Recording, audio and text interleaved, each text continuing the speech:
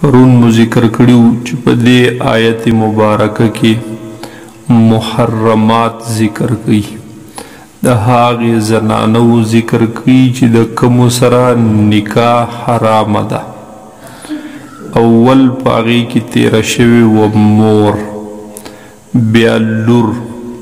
دریم نمبر بیا خویندې او څلورم نمبر بیا عمات یعنی د پلار خویندې چې ترورانې دي، وخالاتکم او د مور خویندې چې دغې ته هم ترورانې وایي. بل وبنات الاخی د ورېرو سره هم نکاح حرامه، وبنات الاخت د خورزو سره هم نکاح حرامه. بل د هغې مور سره نکاح حرامه چې ستا رضاعي مور ده چې پی درله درکړي. داسې د هغې جینۍ سره هم نکاح حرامه چې ستا رضاعي خور ده،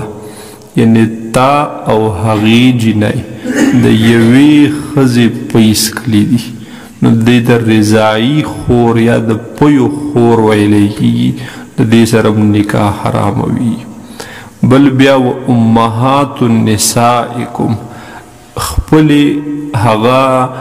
د ښځو میندې چې هغې ته غالبا خواښې ورته وي، د خواښو سره د خواښې سره نکاح هم حرامه. اوس دلته ذکر کوي وربائبکم اللاتی فی حجورکم. کله کله داسې وشي د یوې زنانه خاوند وفات شي یا دغې زنانه له خاوند طلاق ورکړي او د دغې زنانه سره لور هم وي، یعنی د دغې خاوند نه لور هم پیدا شوي وي. نو که دا خاوند یې مړي او که طلاق یې ورله ورکړي خو د دې چې عدت کله تیر شي نو دا د بل سړي سره نکاح وکړي نو هغه د هغې اولني خاوند نه چې کومه لور ده هغه هم د ځان سره دلته راوسته د دویم خاوند کور ده، ځکه دغه زنانه یې پرورش کوي، د دې په پرورش کې ده. نو ذکر کوي چې دغه ماشومه ای نارینهو دغه ماشومه دې ته په پښتو کې پرکټۍ ویلی کېږي یا په عربۍ کې ورته ربیبه ویلی کېږي یا مربوبه ورته هم ویلی کېږي. ربیبه هغه چې په پرورش د سړي کې وي. نو د دغې جینکو سره هم نکاح حرامه. او په دې کې بیا دوه مسلې دي، یو دا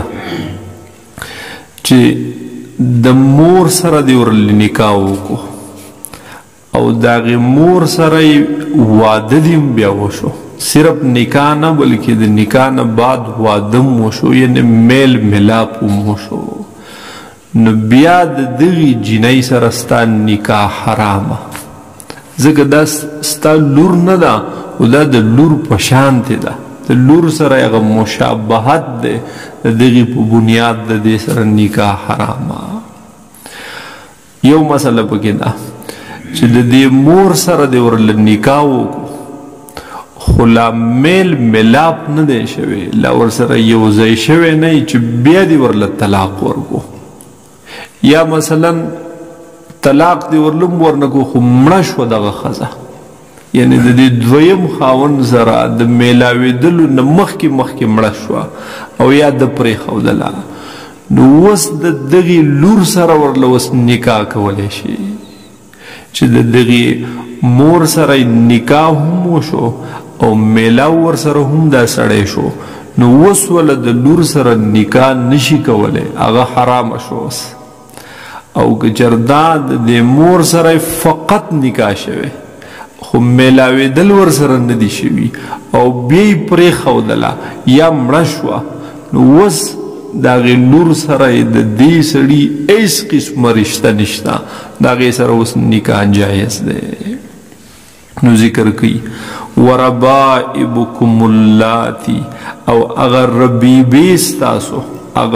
هغه ماشومان چې کومې پرکټۍ دي یعنی د هغې بل خاوند نه د ښځې سره راغلي هغه فی حجورکم چې دی ستاسو فی حجورکم من نسائکم چې دی ستاسو د بیبیانو په پرورش کې ستاسو په پرورش کې دی ځکه پیدا ستاسو د بیبیانو نه دی جو هغوی د ځان سره راوستي یا مطلب دا چې ستاسو د بیبیانو په پرورش کې دی د هغې لور دا پلار دغې جینۍ مړ دی بل ځای یې نشته خو د خپلې مور سره به پاتې کېږي نو دی په هغې پرورش د بیبیانو ستاسو کې اللاتی هغه بیبیانې ستاسو دخلتم بهن چې تاسو میلاو شوي یې د هغوی سره هغه یو ځایوالی میل ملاپ مو ورسره راغلی دی دا یو مسله فإن لم تکونوا دخلتم بهن که چېرته د دغې زنانو سره تاسو میلاوېدل نه دي شوي یعنې نفس نکاح خو شوی دی خو لیکن یو ځایوالی ورسره لا نه دی راغلی نو فلا جناح علیکم بیا په تاسو څه ګناه نشته که د دغې لورانو د دغې لور سره ورله بیا نکاح کې بیا هغه لور هغه حرامه نه ده هغه بیا حلاله ده وحلائل ابنائکم الذین من اصلابکم او حلال او حرام دی حرام کړل شوی دی په تاسو باندې حلائل ابنائکم هغه زنانه چې حلال دي ستاسو د زامنو دپاره مراد ترې خپل انګور ده چې د انګورانو سره هم نکاح هغه حرامه دا هم همیشه دپاره هغه حرامه وي وحلائل ابنائکم او هغه بیبیانې ښځې د زامنو ستاسو الذین هغه زامن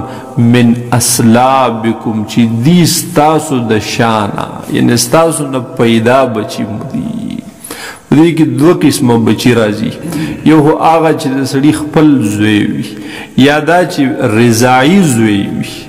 نو د دې دواړو زامنو که خپل زوی وي که رضاعي زوی وي د دې دواړو د بیبي سره درله نکاح حرامه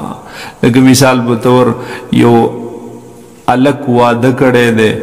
بیا دی وفات شو ښځه ترې نه پاتې شوه او د دغې الک پلار رالګي او د دې ښځې سره نکاح کوي حرام دغه شان که دغې زوی ورله طلاق ورکو بیا پلار وایي چې تا ورله طلاق ورکو زه به یې په نکاح واخلم اوم حرامه دغه شان خپل زوی نه دی بلکې رضاعي زوی دی د دې سړي ښځې ورله پی ورکړي نو دی رضاعي پلار شو د ښځه رضاعي مور شوه هغې هلک دغې رضاعي زوی د چا سره نکاح کړی اوس هغه وفات شو ښځه یې پاتې نو دا رضاعي پلار یې وایي چې زه ورسره نکاح کوم نشي کولی ورسره حرامه دغه رنګې هغه ورله طلاق ورکو او دی وایي چې زه ورسره نکاح کوم وای حرامه نکاح ورسره نشي کولی د زوی د ښځې سره نکاح نشي کولی که دا زوی خپل زوی دی او که دا زوی هغه رضاعي زوی دی د پویو زوی دی دقه رنګې په دې کې نوسۍ هم راغی د نوسي د ښځې سره هم نکاح حرام او په ښکته پسې بیا ځه وحلائل ابنائکم الذین من اصلابکم یو بل زوی وي هغې ته متبنا وي په اردو کې ورته هغه لیپالک بیټه وي دا داسې چې نه خپل زوی دی نه رضاعي زوی دی خو هسې پردي ماشوم ته خپل زوی وي یا مثال په طور زمون په دې علاقو کې داسې هم کېږي چېرته د یو ورور بچي نه کېږي نو بل روري د هغه بچي وي نو هغه دله خپل یو زوی یا یو لور خپل بچی ورله ورکړي وي زما ستا اولاد نشته زما دا زوی ستا زوی دی نو بس مستقل د هغه کره بیا پاتې کېږي مستقل وکره لوی شي وي وکره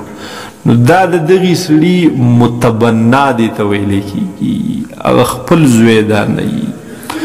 دلته چې دا حکم دی دا د خپل زوی دپاره دی او د رضاعي زوی دپاره دی د متبنا دپاره نه دی دا تا چې ورته هسې په نوم زوی ویلی دی او د ځان سره هغه هغه ساتي خیال ساتي دا ستا حقیقي زوی نه دی که د ده بیبي هغه دیتی وفات شو یا د ورله طلاق ورکو نو د هغې سره نکاح جایز ده بیا هغه حرامه نه ده مکه کې هغه اهل مکه په نس باندې د دې زوی د ښځې سره نکاح هم هغې حرامه ګڼله او داسې زوی به په میراث کې هم شریکولو حالانکې د ده په میراث کې حصه نه وي چې چاله یې ورکړی دی د هغې د ده د خپلو وروڼو سره په میراث کې حصه وي د چا نه چې پیدا دی د هغې سره په میراث کې حصه وي نو هغه دوی به د هغه د زوی سره د هغه د ښځې سره به یې نکاح هم حرامه ګڼله نو دا آیت مبارک نازل شو بیا حضور صلی الله علیه وسلم په خپله په دې عمل وکړو لکه حضرت زید ابن حارثه رضی الله عنه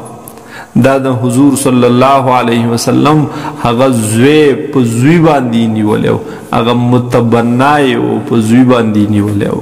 د خپل زوی په شانتې به یې خیال ورله ساتو لوی کور ځان سره چې کله دی هغه لوی شو دله حضور صلی الله علیه وسلم د حضرت زینب بنت جحش رضی الله عنها سره نکاح وکړو دا د حضور صلی الله علیه وسلم خپله د ترور لور وه د هغې سره یې نکاح وشو خو دا ښځه او خاون زینب ابن جحش رضی الله عنها او زید ابن حارثه رضی الله عنه دا دواړه په خپلو کې جوړ رانغلل دوی د یو بل سره بالکل طبیعت نه و لګېدلی د یو بل نه خفه و پریشانه و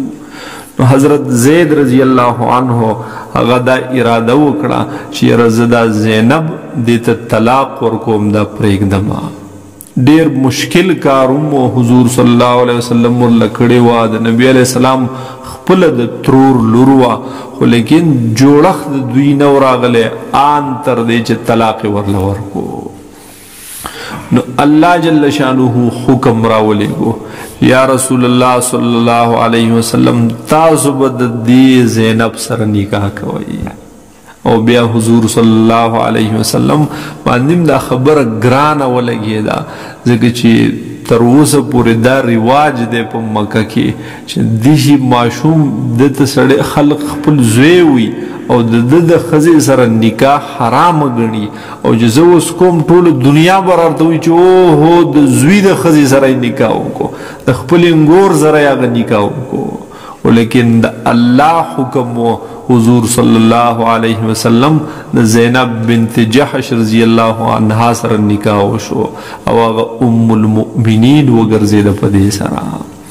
دلته ذکر کوي چې د زامنو د بیبیانو سره نکاح حرامه ده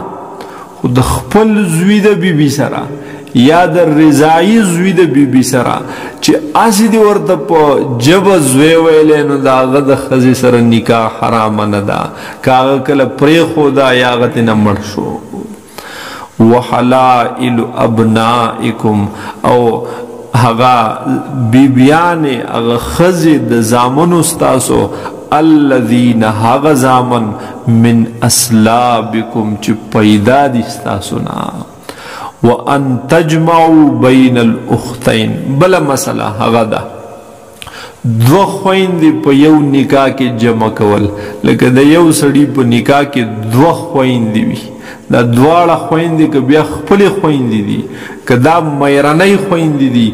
او که دا صرف د مور د طرف نه خویندې دي او که دا رضایي خویندې دي یعنی که هر قسم خویندې دي او یو سړی دوه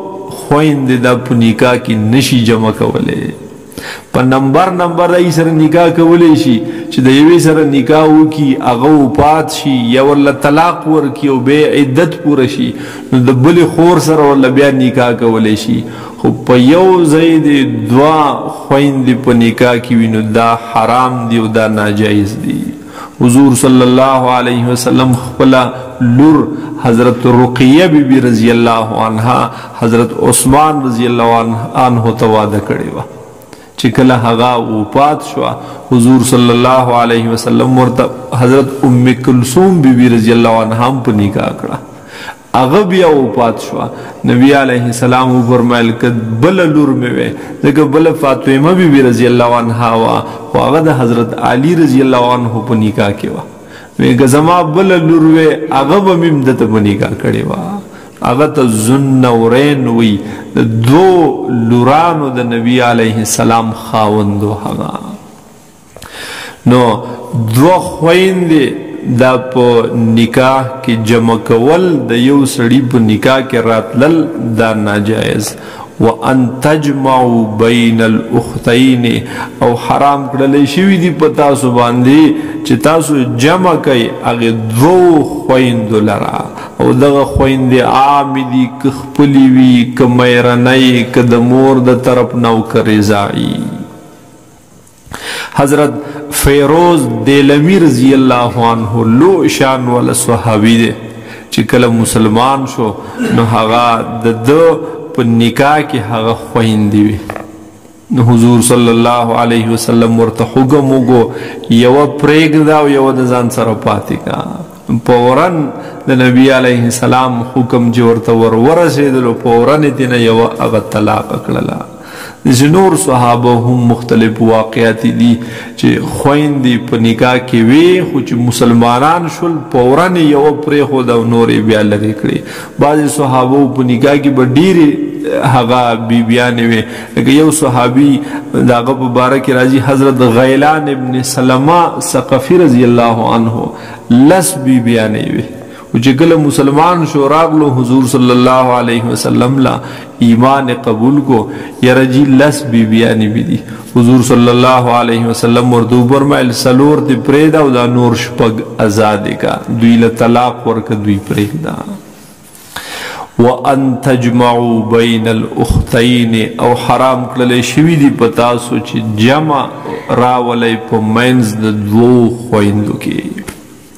د قرنګې هغه دو زنانا هم په نکاح کې نشي جمع کولی چې کله په دې دوو زنانو کې یو تن نارینه پرس کې نو د دې بلې سره نکاح نه کېږي. لکه مثال ترور او ریره دا دواړه په نکاح کې نشي جمع کولی. که بالبرس ته دا ترور دا نارینه واخلی چې دا مثال په طور مذکر دی دا نارینه دی نو د نارینه د خپل ورېرې سره نکاح نه کېږي که نه. نو دقه رنګې دا ترور او ورېره هم په یو سړی په نکاح کې نشي اخیستی. داسې که دا ورېره ورله نارینه پرس کړي نو چې دی نارینه کو نو دغه ښځه بیا ترور شوه که نه نو د خپلې ترور سره هم نکاح حرامه. نو دا ترور او ورېره یا ترور او خورزه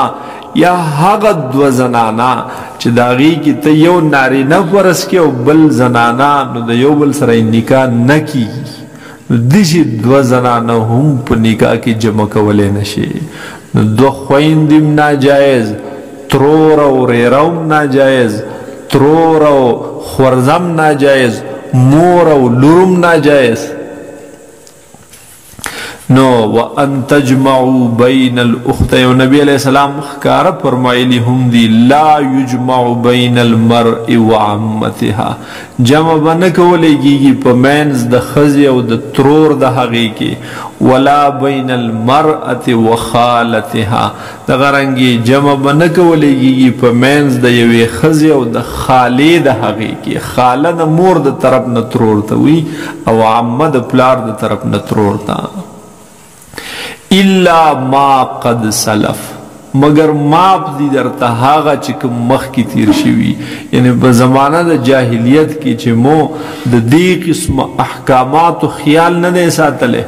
او دوه خویندې مو په نکاح کې جمع کړي یا نور کوم محرمات چې دي او هغه مو په نکاح کې هغه راوستلی دي نو بعد هغه درته معاف دي خو آینده دپاره به سترګې غړې خیال به ساتې چې کوم الله حرامي کړي د هغې سره به نکاح نه کې. الا ما قد سلف مگر هغه